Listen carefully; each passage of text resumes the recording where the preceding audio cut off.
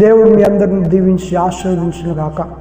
ఒక అంశం మీద దేవుడు కొన్ని రోజులు మనతో మాట్లాడాలని ఆశపడుతున్నాడు. ఏంటి ఆ అంశం అంటే, షార్ట్స్ రూపంలో ఈ అంశాలు వస్తూ ఉంటాయి. కాబట్టి మీరందరూ ఈ షార్ట్స్ని లైక్ చేయడం ద్వారా ఈ షార్ట్స్ అనేవి ఎక్కువ మందికి రీచ్ అవుతుంటాయి. తద్వారా దేవుడు మిమ్మల్ని మీ కుటుంబాలను దీవించి ఆశీర్వదించును గాక. ఈరోజు నేను మొదలుపెట్టే టాపిక్ ఏంటంటే, ఏలియా దగ్గర యెహోవాకు పరిచర్య చేసిన ఎలీషా అనే దైవజనుడు, ఏలియా అనే దైవజనుడి దగ్గర యెహోవాకు పరిచర్య చేసిన ఎలీషా అనే దైవజనుడు ద్వారా దేవుడు చేసిన అద్భుత కార్యాలు నేను వివరించాలని చాలా ఆశపడుతున్నాను. అందరూ చాలా జాగ్రత్తగా వినండి.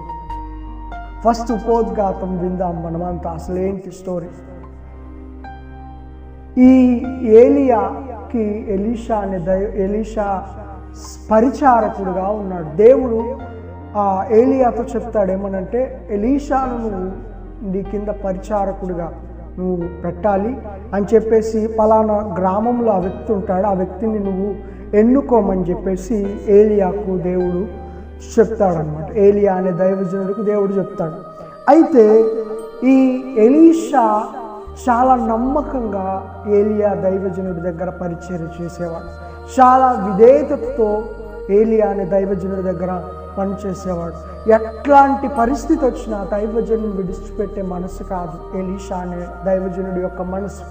ఈ పరిచర్య చేసే వ్యక్తి కష్టం వస్తే వెళ్ళిపోలేదు. ఎంత కష్టం వచ్చినా దైవజనుడితోనే ఉండాలి, దైవజనుడికి సహకారంగా ఉండాలని ఆలోచించిన వ్యక్తే ఈ ఎలీషా అనే దైవజనుడు. అయితే ఒకానొక టైం వచ్చేసింది, ఇక దేవుడు ఏలియా ఇక నువ్వు ఆసనమవు పైకి అంటే, ఆ దేవుడు ఏలియాని కొనిపోబోతున్నాడు ఆకాశానికి కొనిపోబోతుంటే, ఈ ఎలీషా ఏం చేస్తాడంటే ఆయనతోనే ఉంటాడు. ఆయనకు తెలుసు దేవుడు ఇక ఏలియాను తనతో అంటే ఆరోహణం అంటే తీసుకొని వెళ్ళాలని చూస్తున్నాడు, అంటే బ్రతుకున్న వ్యక్తిని తీసుకొని వెళ్ళాలని చూస్తున్నాడు అని చెప్పేసి తెలుసు ఎలీషాకి.